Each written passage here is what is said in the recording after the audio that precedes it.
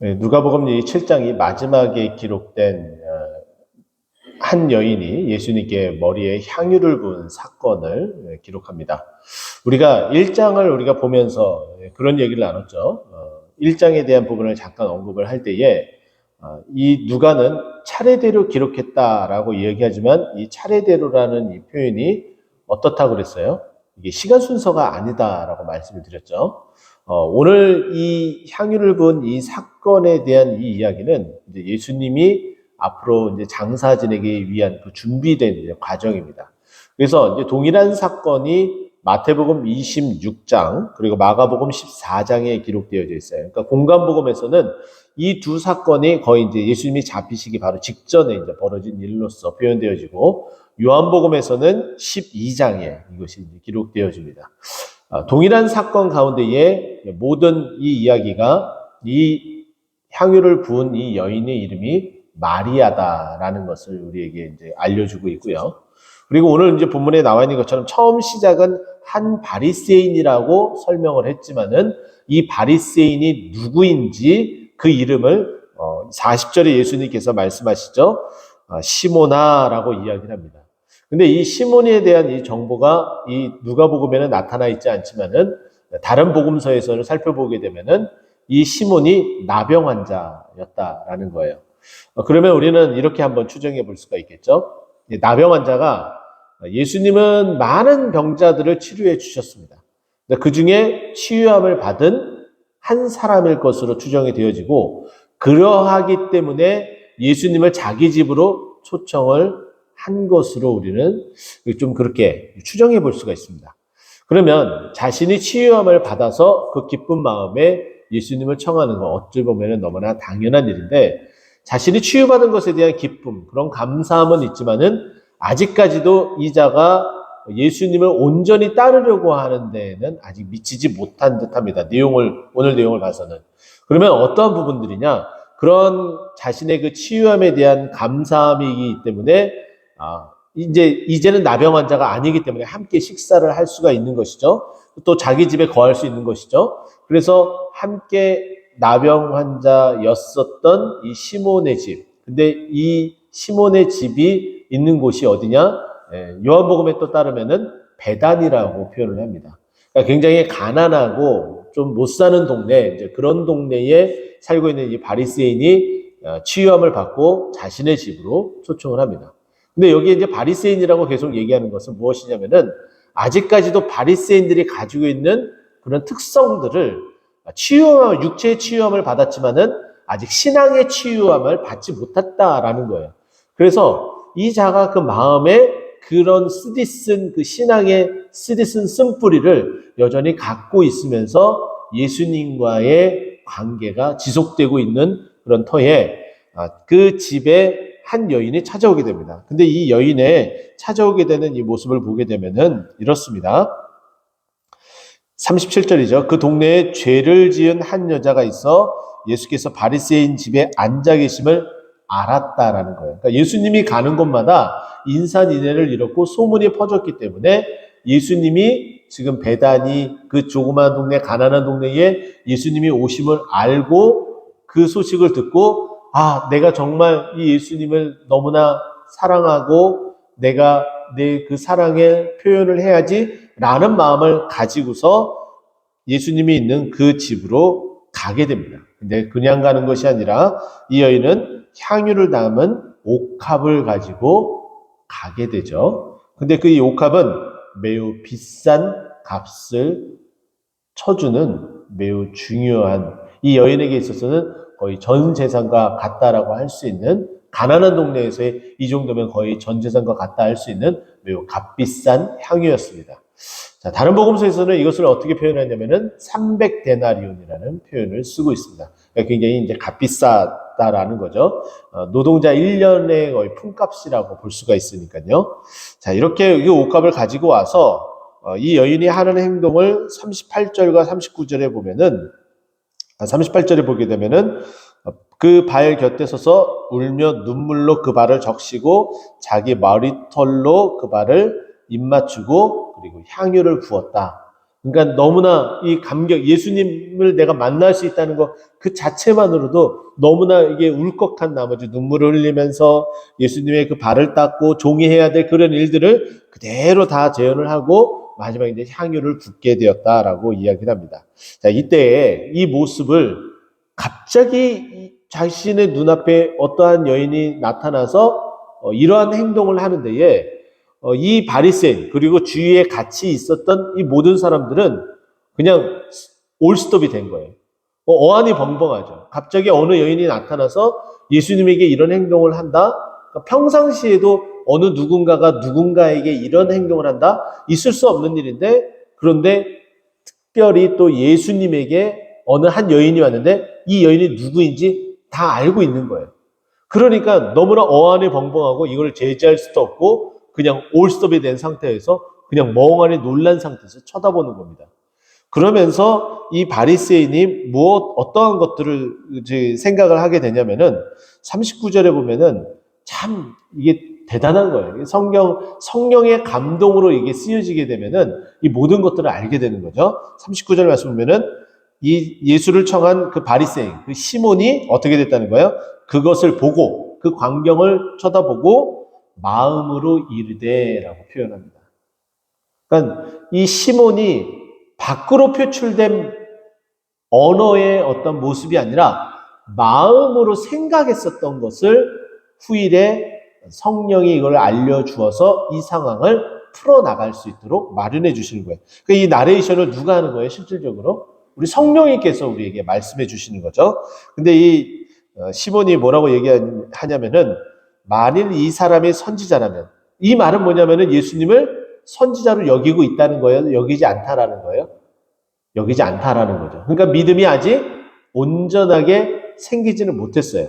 근데 나병 환자를 고치게 되면은 메시아라는 것을 우리가 분명히 인지를 해야 됨에도 불구하고 그냥 자신의 그 치유된 그 병에 대한 감사함만 가지고 있지 예수님에 대한 메시아로서 그리고 신앙으로서의 접근은 아직 못하고 있음을 이 구절이 증명을 해주고 있는 거죠. 자, 이렇게 이야기를 합니다. 자기를 만지는 이 여자가 누구며 어떠한 자 곧 죄인인 줄을 알았으리라 하거늘. 그러니까 예수님이 이것을 말리지 않는 것을 보면은 이 여자가 죄인인 것을 모르구나, 그리고 선지자가 아니겠구나, 이런 생각을 가지고 있는 거예요. 어느 특정한 이런 이 일들을 보고서. 그러니까 예수님께서 그 마음을 정확하게 꿰뚫어 보십니다. 왜냐하면 성령은 어떠한 성령이에요? 하나님과 그리고 예수로부터 나오신 성령이에요. 그래서 이것을 조직신학에서는 한자로 표현할 때 발출되다, 아버지와 아들로부터 발출되다라는 표현을 쓰고 있거든요. 그러니까 이렇게 성령님이 다 역사하시면서 예수님은 하나님이시기 때문에 그 마음의 그 생각도 다 아시고 나서 이제 예수님께서 그 시몬에게 말을 합니다.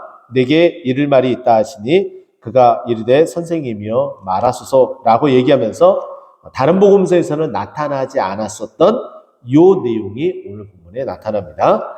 자, 근데 이제 예수님이 시몬에게 비유를 들어주시는데 빚진 자에 대한 이야기를 하십니다. 근데 이 빚진 자가 50데나리온과 500데나리온, 500데나리온과 50데나리온 이 두 사람에 대한 이야기를 해줍니다. 어떠한 사람에게 이 500데나리온과 50데나리온을 빚졌다라는 것은 대략 이렇게 보더라도 거의 이제 550데나리온이잖아요. 그러면 이걸 합치면은 노동자의 품값의 거의 2년치입니다. 그러면 지금 우리 시대로 따지면은 2년 연봉이라고 볼 수가 있어요. 조금 많이 잡을 수도 있고 적게 잡을 수도 있지만은 대략 한 5천만 원 정도라고 우리가 생각을 해서 잡아본다면 지금 이 빚을 준 사람은 1억 원이 넉넉히 있다라는 거예요. 못해도. 근데 이 1억 원을 누군가에게 꿔줬다. 근데 자신이 계속 그 사는데 전혀 지장이 없다. 그러면 자기 자신의 그 삶에 이보다 더한 재산을 가지고 있는 사람이에요. 넉넉한 사람이에요. 그런데 여러분 한번 생각해 보세요. 넉넉하다고 이렇게 함부로 꿔줄 수 있습니까? 그러지 않잖아요. 근데 이 사람은 그래도 넉넉하고 그 마음도 듯 싶습니다. 이 두 사람이 갚을 일이 없는 거예요. 아무리 봐도 내가 꺼졌지만은 이 사람이 이 채무를 변제할 수 있는 그런 능력이 없어 보이는 거예요. 그래서 이 사람은 둘 다 탕감해 줬습니다. 그러면 당연히 더 많이 탕감받은 사람은 더 많이 기쁘겠죠. 그래서 오늘 이 본문에서는 예수님이 뭐라고 이야기하냐면 이 비유를 들면서 누가 더 사랑하겠느냐, 누가 그를 더 탕감해준 이 채무자, 이 돈을 꿔준 사람은 어떻게 해요? 누가 더 사랑함을 받겠느냐. 자신이 빚을 탕감받은 사람이 이 빚을 나에게 주었었던 이 사람을 누가 더 사랑하겠느냐. 이렇게 질문을 던진 거예요. 그러니까 이 시몬이 이 말을 듣고 생각하고 이야기를 하는데 43절에 보면은 탕감받은 자인데 그냥 탕감이 아니라 많은 탕감을 받은 자다라고 이야기를 해요. 더 많이 탕감받았으니까 더 많이 사랑할 수 있겠죠. 그래서 그런 표현을 썼습니다. 그랬더니 예수님께서 뭐라고 이야기를 하시냐면은 예수님이 그 여자를 돌아보시고 시몬에게 이르시되, 여자를 보면서 시몬을 다시 한번 쳐다보고 시몬에게 이 여자를 보느냐라고 44절에 이야기하죠. 그러면서 이 여자는 나에게 이러이러한 것들도 해줬다. 눈물로 발을 씻겨주고 또 그 발을 닦아주고 이렇게 하였는데 너는 그렇게 하지 않았다. 그리고 너는 내게 입맞추지도 않았다. 근데 이 여인은 내 머리에 감람유도 부었다. 라고 이야기하면서 이 여인과 이 시몬의 이 행위에 대해서 44절부터 46절까지 비교를 하면서 이야기를 합니다. 그러니까 탕감을 받은 것과 탕감을 받지 않는 것, 이것에 대해서 말하는 듯한 느낌이 듭니다. 근데 예수님께서는 분명히 뭐라고 얘기를 했어요? 500데나리온과 50데나리온이라고 표현을 했죠. 그러면 이 시몬이 탕감받지 않는 것처럼 보이지만은 이 시몬은 탕감을 받았어요. 어떤 부분이죠? 나병이 충분히 치유함을 받았다라는 거예요. 근데 이 나병을 치유함을 받았던 것이 오히려 더 많은 탕감을 받았다라고 표현해 볼 수도 있겠지만은, 그러나 이 시몬은 그렇게 받아들이지 않고 있는 거예요. 그러면서 예수님께서 이제 이렇게 이야기를 하죠. 47절. 이러므로 내게 말하노니 그의 많은 죄가 사하여졌다. 이는 그의 사랑함이 많음이라. 분명히 예수님이 이 시몬에게 둘의 그 탕감받은 사람들 중에 누가 나를 더 사랑하겠느냐라고 이야기를 했을 때에 탕감을 더 많이 받은 자이다라고 이야기를 했어요. 그러니까 지금 이 여인이, 지금 너는 나병을 치유함을 받았지만은 이 여인은 그런 것도 없지만은 더 많이 나를 사랑한다. 근데 그 더 많이 사랑하는 이유는 네가 생각하는 것처럼, 네가 이 여인에 대한 그 마음을 가졌던 것처럼 이 여인이 죄인인데 그 죄가 사함을 받았기 때문이다 라고 표현을 하고 있는 거예요. 그래서 그의 사랑함이 많다라는 표현을 하고, 사함이 받은 일이 적은 자는 적게 사랑한다 라고 얘기하며 네가 지금 나를 적게 사랑한다 라고 표현을 해주고 있습니다. 그래서 48절, 이에 여자에게 이르시되 내 죄 사함을 받았느니라 하시고, 또 49절에 함께 앉아 있는 자들이 속으로 말하되 이가 누구에게 죄도 사하는가 하더라 라고 이야기하면서, 바리새인이 자신의 집에서 이 시몬이 예수님을 청하여 식사를 했다면은 당연히 이 바리새인 시몬하고 어울리는 사람들도 거의 누구겠어요? 바리새인의 어떤 부류겠죠. 그러니까 당연히 예수님이 죄를 사해 주시는 그런 표현을 했을 때에 당연히 다 마음에 꺼리낌이 있는 거예요. 왜냐하면 죄를 사하는 것은 누구만이 할 수 있는 영역이에요? 하나님만이 할 수 있는 영역이라는 거죠. 근데 예수님이 이와 같은 말을 하는 것은 뻔히 이 바리새인들과 부딪힐 수 있다라는 걸 아시면서도 계속 이렇게 표현을 하십니다. 왜 그렇게 하셨어요? 예수님 스스로가 하나님의 아들로서 또 하나님으로서 죄사할 수 있는 권한이, 그 권세가 있다라는 것을 계속해서 보여주기 위해서, 또 예수님은 그 죄를 사하기 위해서 이 땅에 오셨음을 알려주기 위함이었다라는 거죠.